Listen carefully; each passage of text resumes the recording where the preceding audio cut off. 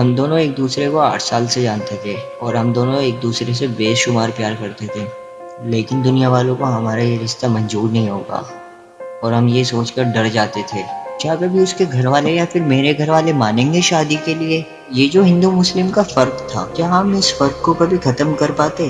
وہ مسلم میں ہندو، لیکن دونوں کے دل کا رنگ لال ہے۔ کیا یہ بات ہم دنیا والوں اور اپنے گھر والوں کو سمجھا پاتے؟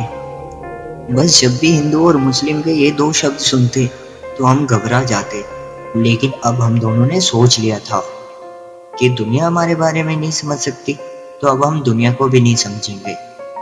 اس لیے ہم دونوں الگ ہوئے، پہلے 2 گلیوں کی دوری پہ تھے تو آج ایک دوسرے کے لیے ہی 7 سمندر کی دوری پہ تھے۔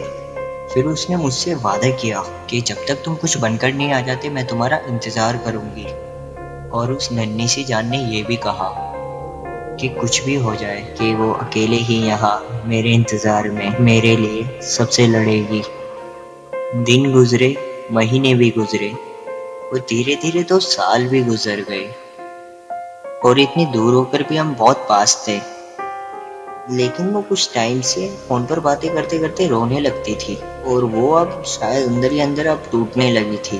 شاید اس کے گھر والوں کو اس کی شادی کی تھی جلدی، اور وہ یہاں میری آنکھوں میں اپنی مہندی سے رچے ہوئے ہاتھوں کو دیکھنے تھی لگی۔ نانا اس نے مجھ سے ذکر تک نہیں کیا تھا کہ اس کے گھر پہ اس کی شادی کی بات چل رہی ہے۔ پھر اس کا ایک دن مجھے کال آیا، میں نے کال اٹھایا اور اس نے چھٹے میں سے کہا کہ پلیز جلدی سے جلدی آپ واپس آ جاؤ اور مجھے یہاں سے لے جاؤ۔ اس کی گھبرائی ہوئی آواز سن کر کانپ اٹھا تھا میں، جیسے تیسے اس کو کال پر چپ کرا رہا تھا۔ میں وعدہ کیا تھا کہ 2 دنوں میں اس کے پاس آ جاؤں گا میں، اور اس کو لے کر کہیں دور چلا جاؤں گا۔ میں اپنا سارا سامان باندھ کر بیگ ہی پیک کر رہا تھا اپنا، تبھی ایک کانچ کے گلاس ٹوٹنے کی آواز آئی۔ بھاگ کر گیا تو ماں زمین پر گری پڑی تھی۔ ڈاکٹر نے جواب دیا کہ ماں کی زندگی ہے تھوڑی ہی بچی، سانسیں لے رہی تھی ماں، اور یہاں میری سانسیں رک رہی تھی۔ ماں کے پیروں پر سر رکھ کر کب سو گیا پتہ ہی نہیں چلا۔ 4 دن نکل گئے اور قہر ٹوٹ پڑا، اور 5ویں دن میں ماں کو دفناتا رہا۔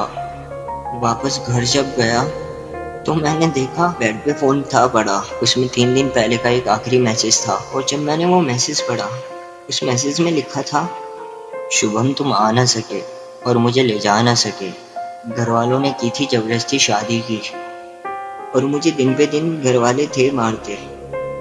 کاش میں نے تمہارے لیے اتنی مار نہ کھائی ہوتی، گھر والوں کی بات مان کے کہیں بھی شادی کر لی ہوتی۔ شاید میں بھول گئی تھی کہ آپ ہندو ہو اور میں مسلم ہوں، اور ہم کبھی ایک نہیں ہو سکتے۔